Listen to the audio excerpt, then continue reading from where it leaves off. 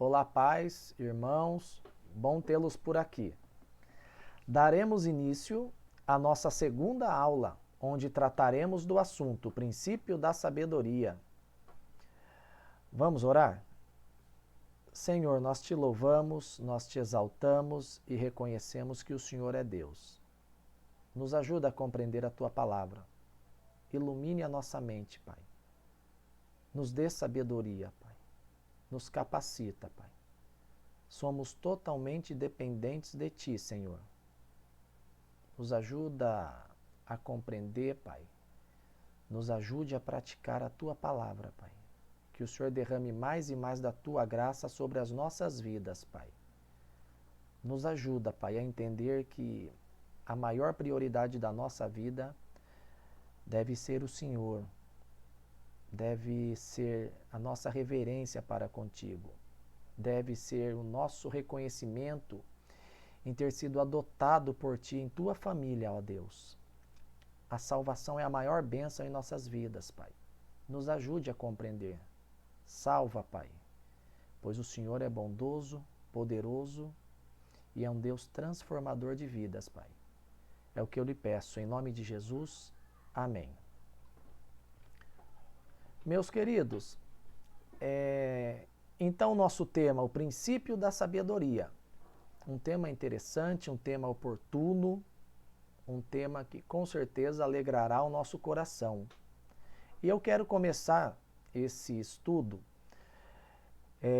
recitando, o Salmo 14, versículo 1 e 2. Os tolos dizem em seu coração, não há Deus. São corruptos e praticam o mal, nenhum deles faz o bem.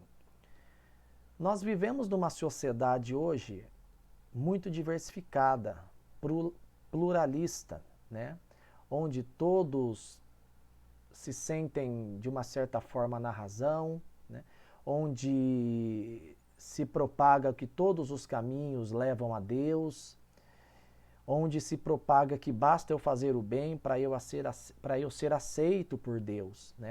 E isso é um grande perigo que muitas pessoas que acabam vivendo nessa filosofia acabam correndo esse risco, Pois a palavra de Deus diz que só aqueles que creem no Senhor Jesus, que se arrependem, são salvos, Somos salvos pela graça, mediante a fé. E isso não vem de nós, é dom de Deus. Não vem das obras para que ninguém se glorie. Então, esse versículo de Efésios deixa muito claro que não basta eu ser bom, ou tentar ser bom, ou tentar ser reconhecido por Deus somente pelas minhas obras de caridade, Somos salvos exclusivamente pela graça do Senhor Jesus, mediante a fé. Então, o princípio de sabedoria, ele começa onde? A verdadeira sabedoria começa quando vivemos de acordo com a realidade de que o Deus da Bíblia existe e se importa grandemente com o nosso modo de viver, E aqui, de imediato, já cabe uma pergunta para nós. Como nós temos vivido, Como nós temos nos comportado perante a sociedade, no trabalho, como nós temos amado as nossas esposas, cuidado das nossas esposas, dos nossos filhos, das nossas mães. Nós temos sido vistos como verdadeiros cristãos, nós somos reconhecidos no nosso reduto como pessoas que fazem a diferença, pessoas que são verdadeiramente luz, pessoas que são sal nesta terra tão amarga e escurecida pelo pecado. Então aqui já cabe a nós uma grande reflexão, Quem sou eu? Como eu tenho vivido? Qual é meu estilo de vida? E tudo isso deve nos remeter a quem? A Cristo. A palavra do Senhor diz que tudo que nós venhamos a fazer seja para a honra e glória do Senhor.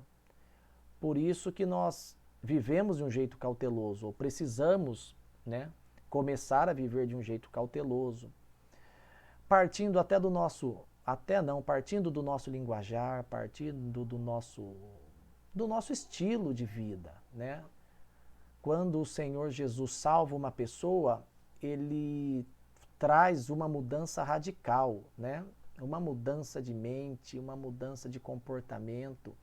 E isso é impossível não ser visível para as pessoas que vivem ao nosso redor.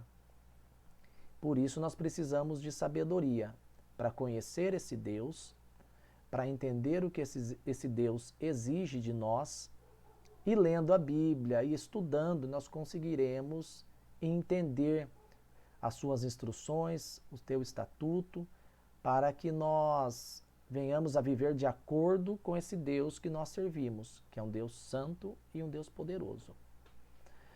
Provérbios capítulo 9, versículo 10 diz assim: o temor do Senhor é o princípio da sabedoria, o conhecimento do santo resulta em discernimento. O temor ao Senhor é o primeiro passo em direção aos caminhos da sabedoria. Oséias, capítulo 6, versículo 3, diz assim: ah, como precisamos conhecer o Senhor, busquemos conhecê-lo. Então, nós precisamos nos dispor a conhecer ao Senhor. Nós precisamos ter tempo para ler a palavra do Senhor. Nós precisamos ter tempo de oração. Isso é uma responsabilidade nossa. Por isso que nós também devemos orar, como os apóstolos, né? Os seguidores de Jesus, os discípulos, oraram: Senhor, aumenta a nossa fé. Por isso nós necessitamos completamente do poder do Espírito Santo em nossas vidas. Por quê? Porque é Ele que efetua em nós tanto querer quanto realizar. Logo em seguida, nós temos aqui a definição básica do temor do Senhor é adoração reverente. Hoje a palavra adorar tem sido usada de forma muito casual. Nós dizemos que adoramos a Deus, mas também dizemos que adoramos um super sundae de chocolate. Então, quando a gente acaba perdendo um pouco da noção, ou até a falta de conhecimento da palavra adorar, nós começamos a usar a palavra adorar em todos os momentos das nossas vidas, em qualquer circunstância, em qualquer ocasião. Assim como, infelizmente, eu quero chamar a sua atenção agora, e a minha atenção também, para como nós temos usado a palavra Deus, né? Eu tenho reparado que normalmente, muitas vezes, a gente acaba colocando um Deus em qualquer coisa, né? Um Deus que é santo, um nome que deve ser reverenciado, uma pessoa que deve ser respeitada e amada. Então, nós não podemos ficar colocando Deus em qualquer coisa, em qualquer um prato que quebra, qualquer acidentezinho pequeno, a gente acaba colocando o nome de Deus, né? E nós não devemos levar o nome de Deus em vão. É isso que a própria palavra nos diz. Então aqui é mais um ponto para que nós venhamos a fazer uma reflexão, nos autoanalisar, reparar se nós temos esse costume em tudo que acontece, né? Estar usando o nome de Deus em vão. E seguindo os componentes do temor de Deus, nós temos o componente 1. Primeiro componente, uma percepção de quem é Deus. Quanto mais você souber sobre o caráter de Deus que nos é revelado na Bíblia, mais a reverência encherá o seu coração. Considere alguns dos atributos de Deus. A Bíblia ensina que Ele criou os céus e a terra, longe de sermos a colisão acidental de moléculas aleatórias. Você, eu e tudo em volta de nós na natureza somos o resultado direto do trabalho manual de Deus. Aqui é um outro tema que nós precisamos tomar cuidado devido a tantas teorias que o mundo tem usado, né?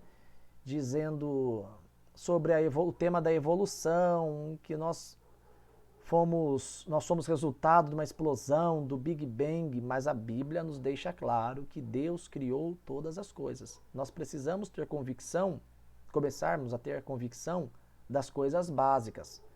para que o nosso alicerce se fortaleça, né? Então nós vamos conhecendo, vamos caminhando, vamos aprendendo e vamos progredindo, né? Vamos conhecendo esse Deus a cada dia mais. A Bíblia também revela que Deus é perfeitamente justo. Quase todo mundo estremece ao pensamento de que criminosos algumas vezes escapam da prisão porque um advogado esperto comove um júri com uma história emocionante de vitimização. Mas, em última análise, ninguém deixa de ser punido. A justiça não é garantida porque os juízes são perfeitos e sábios, mas porque Deus é. Ele nunca perde um fragmento de evidência e o seu martelo sempre bate com precisão.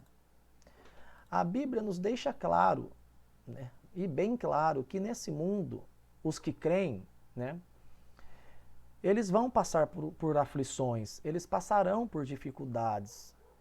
E muitas pessoas, às vezes, ainda têm uma certa dificuldade. De repente, por terem recebido, algum tempo atrás, um evangelho um pouco diluído, híbrido, né, onde as pessoas dizem, venha para o evangelho que você vai ser uma pessoa de sucesso.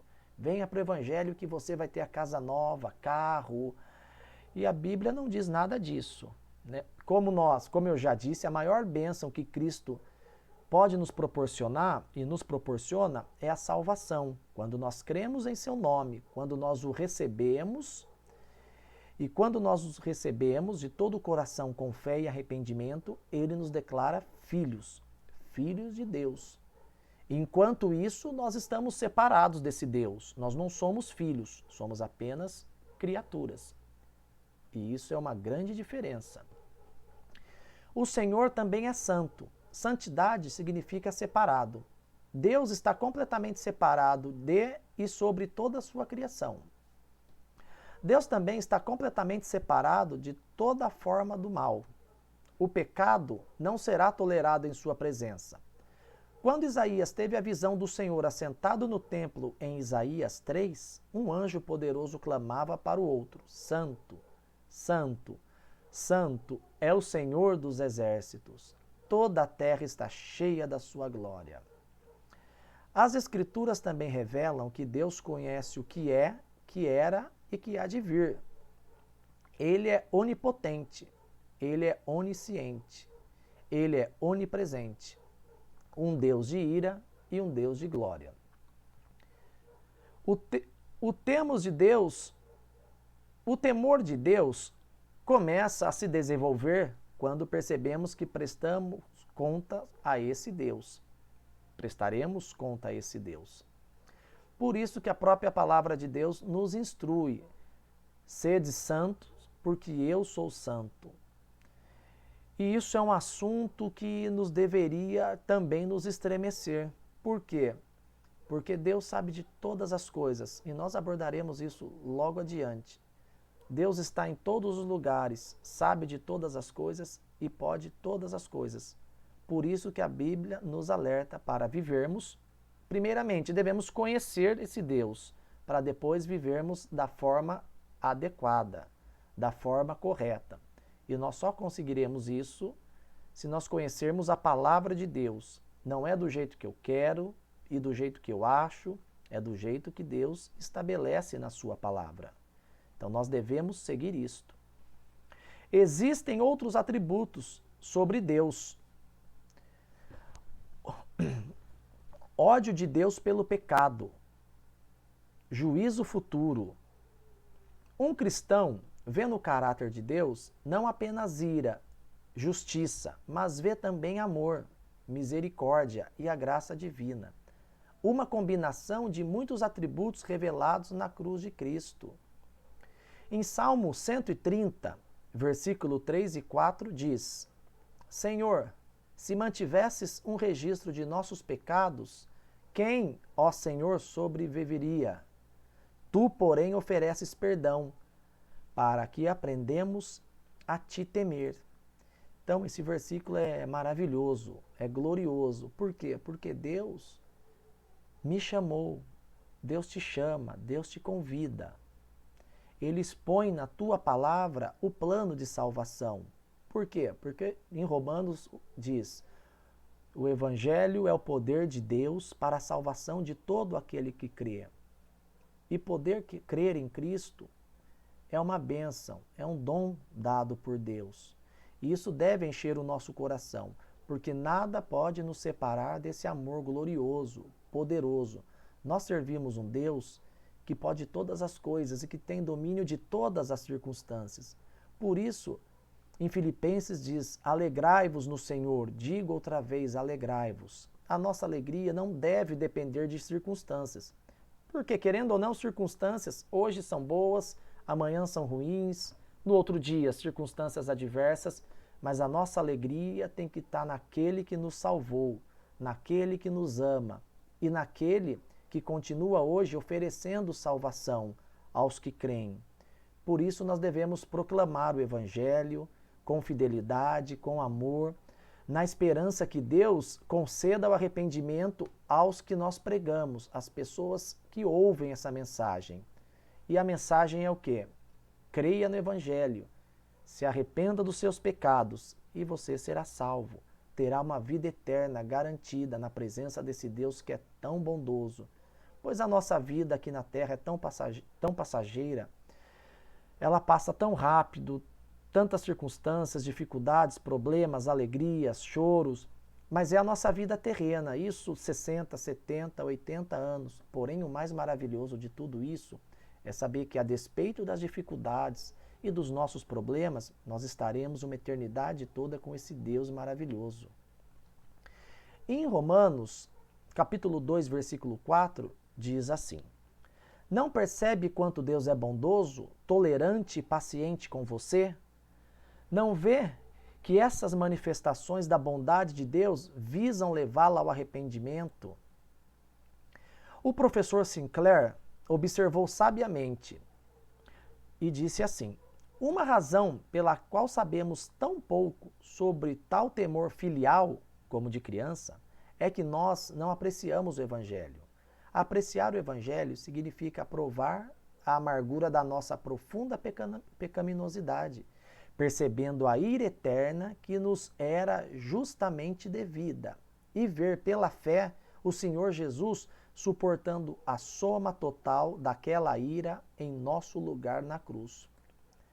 Então Deus, por ser tão bondoso, mas também justo, nós servimos um Deus que é um Deus de equilíbrio, um Deus que tem esse equilíbrio em todos os seus atributos. Ele teve que condenar o seu próprio filho devido aos nossos pecados. Em Jesus foi imputado, foi transferido todos os nossos pecados para ele, para que a justiça de Deus fosse satisfeita. Por quê? Porque nós servimos um Deus que é santo, um Deus que não pode viver com o mal, um Deus que não tolera o pecado. Por isso foi necessário que morressem por muitos.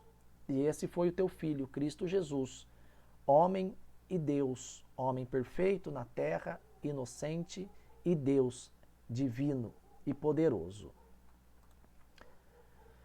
Agora nós temos uma percepção de onde Deus está e do que ele sabe. O atributo chamado onipresença significa que Deus está onde você está. A onisciência de Deus é que ele sabe de todas as coisas. Salmos 139:4 diz: antes mesmo de eu falar, Senhor, sabes o que vou dizer. 1 Coríntios capítulo 4, versículo 4 e 5 nos diz: minha consciência está limpa, mas isso não prova que estou certo. O Senhor é quem me avaliará e decidirá. Portanto, não julguem ninguém antes do tempo, antes que o Senhor volte, pois ele trará à luz nossos segredos mais obscuros e revelará nossas intenções mais íntimas. Então Deus dará a cada um a devida aprovação. Algo que tem assolado muitas pessoas é a pornografia. Algo que muitos se escondem, né? Usam do seu smartphone no banheiro, num quarto escuro, acabam se entregando a esse problema, a esse desejo descontrolado, porém, talvez eles não saibam ou fingem não saber que Deus tem visto tudo isso, né? E isso traz grandes consequências para cada um, para quem é consumidor dessas coisas. E esse pecado, como os outros, acaba o quê? Nos afastando de Deus. Nós vamos ficando distante de Deus. O pecado vai nos atraindo, vai nos puxando e nós vamos de uma certa forma facilitando isso. E a gente vai ficando a cada vez mais distante do nosso Deus, do nosso Criador. Por isso que no momento de fraqueza nós precisamos orar a Deus. Nós precisamos buscar o Senhor. Nós precisamos compartilhar as nossas dificuldades, as nossas fraquezas. Até entendo que, infelizmente, nós vivemos hoje de uma forma mais generalizada, onde principalmente o mundo exige, o mundo cobra que nós sejamos fortes o tempo todo, que nós sejamos decididos, que nós resolvamos todos os nossos problemas. Mas não é desse jeito que nós devemos tratar o pecado. Nós devemos procurar pessoas experientes, nós devemos procurar auxílio, nós precisamos orar a Deus. De repente, precisaremos procurar um médico, fazer um acompanhamento, mas nós podemos vencer isso no poder de Deus. Deus pode usar o médico, mas Deus também pode curar você, sem você precisar de um médico, dessa dificuldade, desse pecado. E os pecados aqui seriam os diversos, né? O pecado da omissão, né? O pecado das pessoas que dizem que amam a Deus, mas no dia a dia não desenvolvem um relacionamento com Ele. E isso, de uma certa forma, acaba sendo uma mentira, né? De uma certa forma, isso acaba sendo uma incredulidade. Muitos não leem a Bíblia porque ainda não creem na Bíblia. Não creem que é Deus falando ao homem. Não creem no poder das Escrituras. Não creem no poder de Deus. Não creem. Então isso é incredulidade. Muitas pessoas acabam negligenciando a leitura bíblica. Muitas pessoas acabam negligenciando a leitura bíblica. E nós precisamos. Talvez você, nesse momento, ao ouvir esse vídeo, ainda não tenha uma vida um pouco mais dedicada, um pouco mais consagrada. Mas, meu querido, você pode começar fazendo isso hoje. Você pode, de repente, ore a Deus, peça sabedoria, se comprometa em conhecer ao Senhor. Tire pelo menos 10 minutos do seu dia a dia para você conhecer, para você aprender e automaticamente você vai tendo um crescimento progressivo. Comece aos pouquinhos. Bem melhor começar aos pouquinhos do que ficar procrastinando uma decisão tão importante dessa. Então nós precisamos nos dispor, nós precisamos tomar algumas atitudes, algumas decisões para que nós venhamos a conhecer esse Deus. Esse estudo nosso vai estar girando todo em torno do que? Em conhecer esse Deus que é poderoso, que é maravilhoso e que nos dá instrução. Vocês precisam me conhecer. Né? Em Oséias também diz, esse povo perece por falta de conhecimento. Em Provérbios, capítulo 5, versículo 21, diz: pois o Senhor vê com clareza o que o homem faz e examina os seus caminhos. Provérbios 15, versículo 3. Os olhos do Senhor estão em todo lugar, observam tanto os maus como os bons. E eu volto a repetir, irmãos, isso deveria estremecer a gente, porque onde nós estamos indo, Deus tem visto. Deus tem visto. Deus, Ele é um Deus tão poderoso, um Deus, como eu já disse, conhece todas as coisas, e Ele julgará o nosso foro íntimo. O que é o nosso foro íntimo? O que só nós sabemos. Imagina se Deus, de repente, colocasse um projetor conectado à nossa mente e Ele projetasse em uma parede gigantesca o que nós pensamos em uma semana. Como seria? O que nós temos pensado, o que tem ocupado a nossa mente. Por isso que uma outra instrução, qual é? É nós enchermos da palavra de Deus. Né? Nós precisamos criar esse costume, nós precisamos crescer, nós precisamos conhecer ao Senhor. Nós precisamos aquele tempinho, de repente você consegue colocar um versículo, você tem a Bíblia em MP3, você tem a leitura no smartphone. Queridos, nós temos todos os meios que nós precisamos para conhecer ao Senhor. Nós só precisamos nos dispor, ter essa atitude, né, sermos firmes e falar, eu vou conhecer ao Senhor, que o Espírito Santo me ajude, que o Espírito Santo me capacite. E pode ter certeza que Ele vai te capacitar. Falo com toda convicção isso. Em Hebreus, capítulo 4, versículo 12 e 13, diz assim: Pois a palavra de Deus é viva e poderosa, é mais cortante que qualquer espada de 2 gumes, penetrando entre a alma e o espírito, entre a junta e a medula, e trazendo à luz até os pensamentos e desejos mais íntimos. Nada em toda a criação está escondido de Deus. Tudo está descoberto e exposto diante de seus olhos.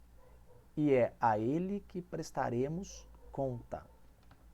Então existem vários versículos na palavra dizendo que nós prestaremos conta. Em Hebreus também, capítulo 9, diz, versículo 27, diz que ao homem está destinado morrer uma única vez, vindo depois disso o juízo. Então, nós enfrentaremos esse Deus.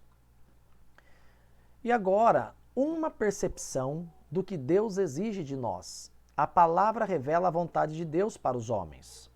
Em João, capítulo 14, versículo 15, diz: Se vocês me amam, obedeçam aos meus mandamentos. Olha que versículo que nos confronta, né? Se nós amamos a Deus, nós devemos obedecer aos seus mandamentos. Desobedecer a Deus, mesmo que nas pequenas coisas, nunca é trivial. Quando um homem temente a Deus recebe o troco a mais, ele devolve a diferença, porque Deus diz: não furtarás. Êxodo, capítulo 20, versículo 15.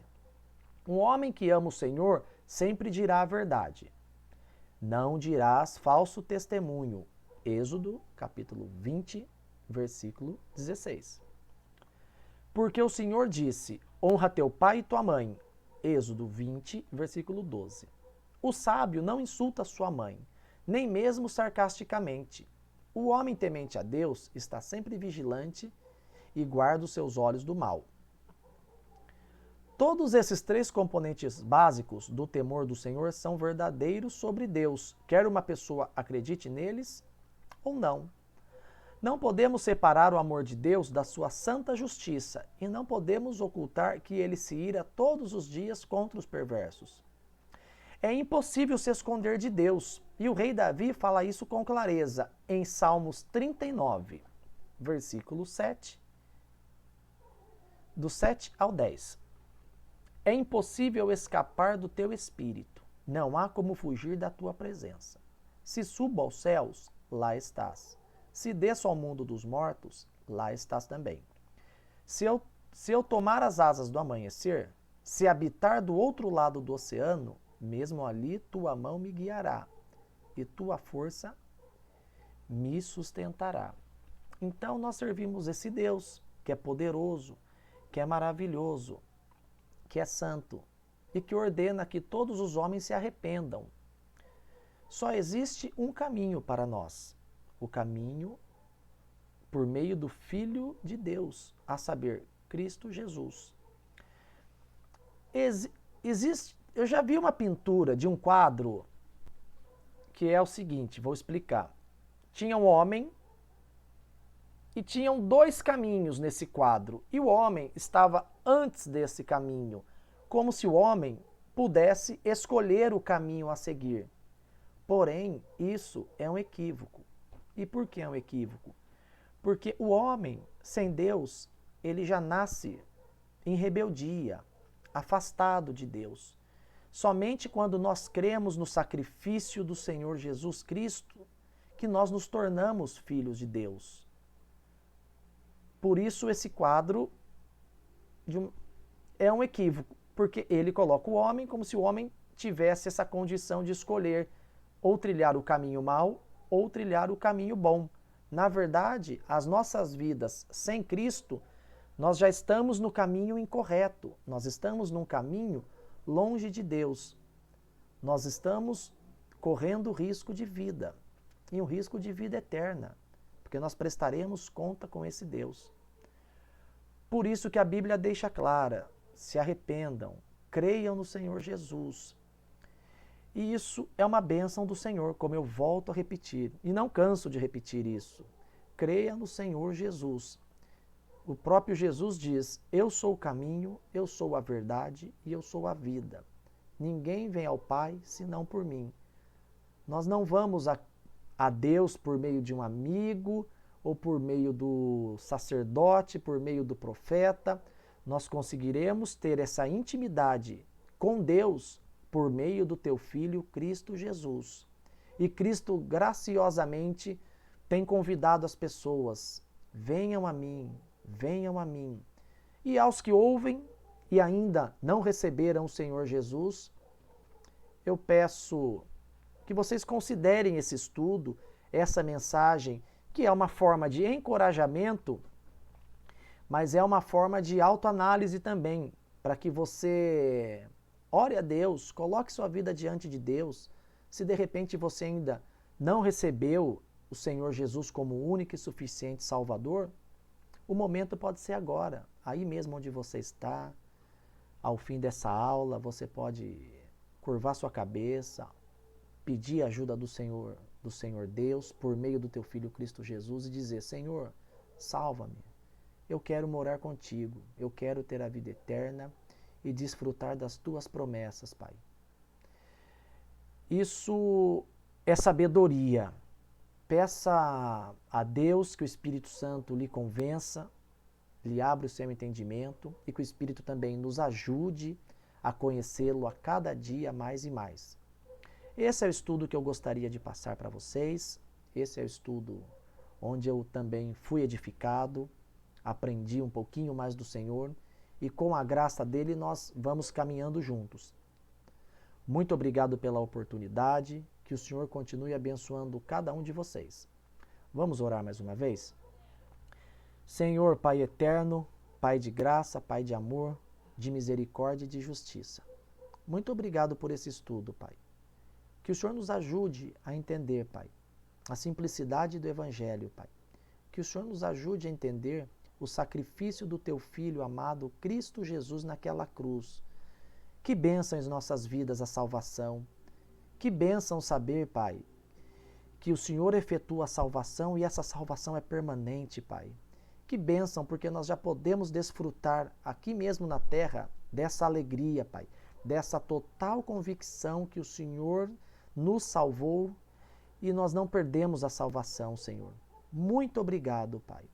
Continua falando aos nossos corações, continua nos iluminando, continua colocando dentro de nós o desejo em Te conhecer, em Ti e Te seguir com fidelidade, com amor. Nos ajuda, Pai. Nos ajuda e sonda também as nossas intenções, Pai. E que tudo que nós venhamos a fazer seja verdade, Pai. E que tudo seja feito para a honra e glória do Teu nome. É o que eu lhe peço. Em nome de Jesus, amém. Muito obrigado, meus irmãos. Até a próxima.